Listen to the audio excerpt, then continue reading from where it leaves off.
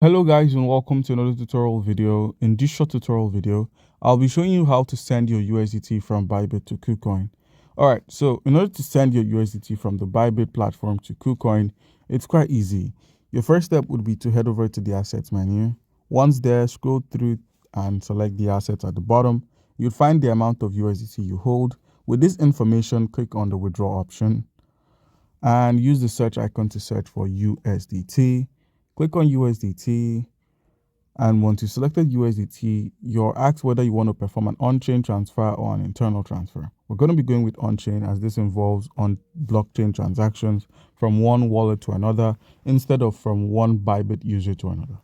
All right, so now in order to send, you're going to require an address, the network, and the amount. The minimum amount is dependent on the network you're using.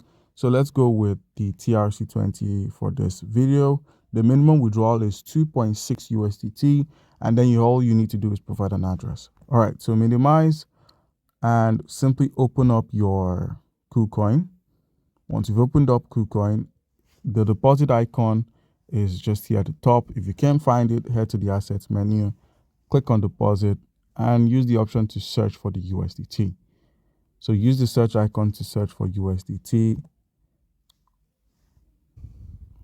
and then simply click on USDT.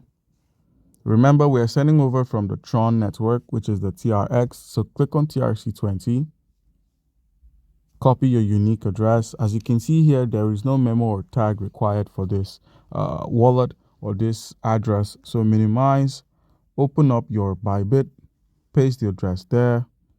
Once you've pasted the address, enter the amount you wish to send, and then simply click on the withdraw option. Remember, there's a withdrawal fee always attached to each transaction, and this is $1.03.